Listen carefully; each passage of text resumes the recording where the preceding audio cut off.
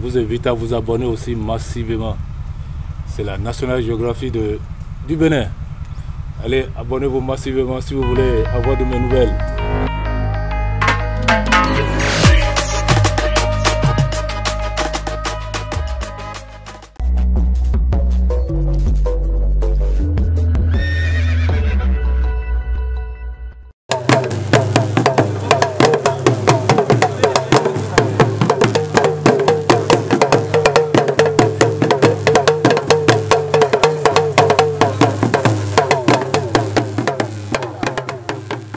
La deuxième phase de la tournée de remobilisation des structures décentralisées du Parti Les Démocrates a débuté ce samedi 11 juin 2022 par Djougou, la cité des Pétoni. Je voudrais à l'entame demander, chers camarades, si nous avons encore peur.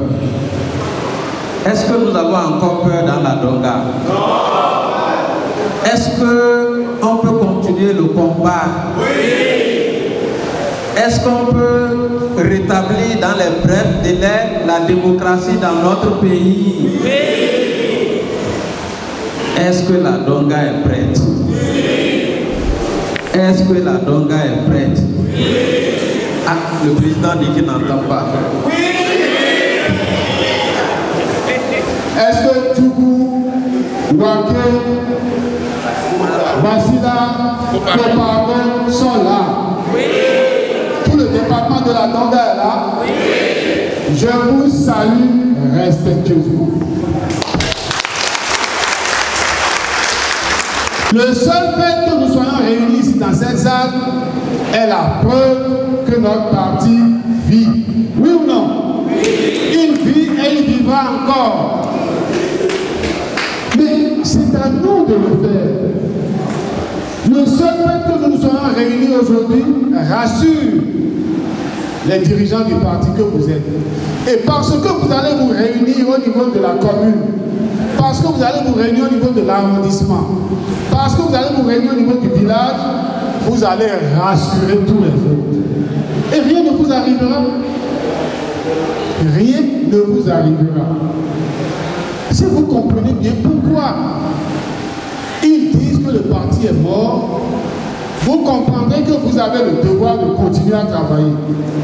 Parce qu'ils disent ça pour que les gens s'éloignent de vous. Or, quand vous travaillez, les gens sont rassurés et ils viennent avec vous encore.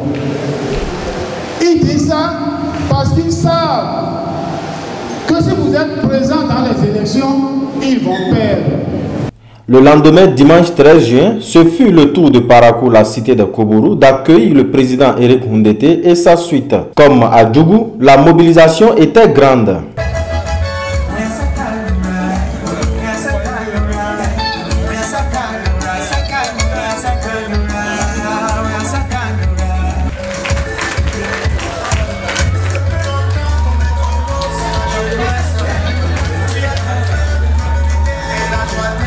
À Parakou, après le mot introductif du coordonnateur de la 8e circonscription électorale, le premier vice-président Nourenou Achade va présenter une communication sur la situation sociopolitique du pays. Parler de ce qui ne va pas et celui qui nous dirige entendre pour corriger. Si nous-mêmes on se met à dire ah, talon est bon, talon est beau, oh Dieu a bien fait de le créer, tout ce qu'il fait est bon. Il a demandé la loi sur l'avortement. Tous ceux qui sont en grossesse là, on peut enlever l'enfant. On va dire c'est bon. Hein? Est-ce que notre pays va avancer? Demain quand il va dire le plus fort peut tuer le plus faible, on va dire encore c'est bon. Est-ce que nous les faibles là on ne va pas nous tuer? S'il dit demain que si quelqu'un parle comme nous est en train de parler là, la loi là, il faut le jeter en prison. Est-ce qu'il aura quelqu'un en liberté? Je crois qu'il faut que d'autres disent c'est bon et que d'autres disent c'est pas bon. C'est ça la démocratie. Et c'est ce que nous faisons. Nous on dit ce qu'il fait c'est pas bon. Et ça lui permet de corriger. On dit c'est pas bon. Elle est faite d'exilés politiques. Nos frères qui ont eu la chance de partis vivent en exil. Voilà la situation politique. Sur le plan social, ce n'est pas aussi bon. Les fonctionnaires, depuis 2016, ont vu leur situation bloquée. Le coût de la vie, comme vous le savez, à cause de la guerre d'Ukraine, comme si la guerre d'Ukraine se passait au Bénin, à cause de la guerre d'Ukraine, le coût de la vie a flambé. Les fonctionnaires des structures d'État ont été renvoyés de la fonction publique. Les gens sont à la maison. Comment vont-ils vivre? Au NASA, Sonapra, ONS, on me rappelle, Coter, ainsi de suite, ainsi de suite. Vous imaginez quelqu'un, père de famille, qu'on prive de sa liberté, sans qu'on ne lui reproche rien. Sans qu'on ne lui reproche rien. Je me demande si nos autorités se mettent à la place des gens quand ils les jettent en prison sans raison. C'est pourquoi j'ai espoir, moi j'ai espoir que le président Talon a rencontré le président Yali. Ils ont parlé de la paix. Vous avez suivi, non? Oui. Le président Talon a rencontré l'ancien président Soglo. Je viens d'apprendre à travers la presse qu'ils ont parlé de la paix, à travers la presse. Mais il n'y a pas eu de déclaration publique, officielle. Nous avons aussi vu qu'il a rencontré les ambassadeurs, États-Unis, Union européenne. Il a été dit qu'il s'est agi des questions de la paix. Nous avons vu qu'il a rencontré les anciens présidents de l'Assemblée nationale et l'actuel. Nous les avons vus en photo. On apprend aussi qu'il s'agit de la paix. J'ai espoir que ceux qui se sont dit, s'il s'agit réellement de la paix, ça va se transformer véritablement en paix et que les prisonniers politiques seront libérés, les exilés politiques vont rentrer. J'ai espoir. J'ai espoir que le président va faire ça parce que il est le président de nous tous. J'ai espoir qu'il va faire ça parce que il veut sortir par la grande porte. Il lui reste 4 ans pour sortir, mais la grande porte n'est pas encore ouverte. La grande porte n'est pas encore ouverte, mais il y a encore espoir que lui-même il ouvre la grande porte pour sortir. C'est pour cela que j'ai espoir que les prisonniers politiques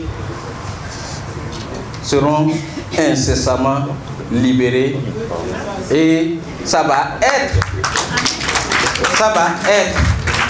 pour le bonheur de leur famille, mais j'espère aussi que c'est le président Talon lui-même qui gagne. Le président Éric Houndété, porteur d'un message du président d'honneur du parti Les Démocrates, Thomas Boniyahi, va prendre la parole en dernier pour rassurer les militants de la participation prochaine du parti Les Démocrates, le parti du peuple, aux prochaines élections législatives de janvier 2023. Ça ne devrait pas dépendre d'un homme que nous allions aux élections. Donc la question que vous posez, est-ce qu'il va vous laisser aller aux élections? C'est une mauvaise question. Mais vous avez raison de la poser parce que nous avons eu droit de mauvaises pratiques. Dans une démocratie, dans une république, on ne pose pas ce genre de questions. Est-ce que nous sommes un parti politique? Est-ce que nous sommes régulièrement enregistrés? À quel prix? Au prix de combien de sacrifices? De quels sacrifices nous avons fini par être enregistrés? Donc, Nous avons le droit d'aller aux élections. Ne vous posez pas la question de savoir est-ce qu'on va nous laisser aller aux élections. Préparez-vous à aller aux élections et à gagner les élections. À partir d'aujourd'hui, dans nos villages, nous savons où on vote. Nous connaissons à peu près les gens qui votent. Nous savons ceux qui peuvent surveiller les bureaux de vote. Nous commençons par les mobiliser, par les former à la connaissance des textes qui régissent les élections. On a dit, on a répété. Si nous voulons gagner les élections, être au Parlement, nous devons tout faire pour gagner les 24 sièges de femmes.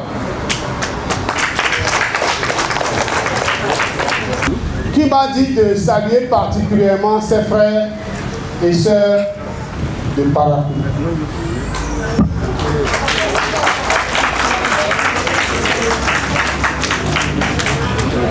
Il a dit de dire une phrase en battons-nous.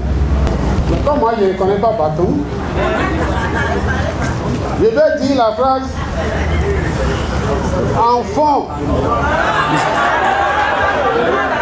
Il a dit ça parce qu'il a déjà dit ça une fois à Ouida et j'ai entendu.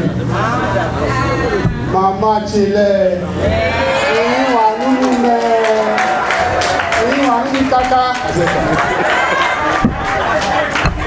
il a dit de dire aux femmes Nabekito.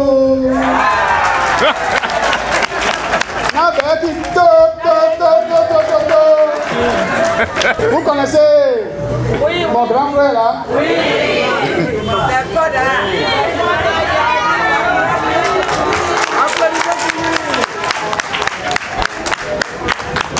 Je voudrais vous remercier infiniment pour votre engagement.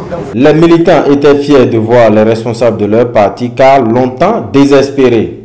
Vidéo Leader, numérisez votre vie.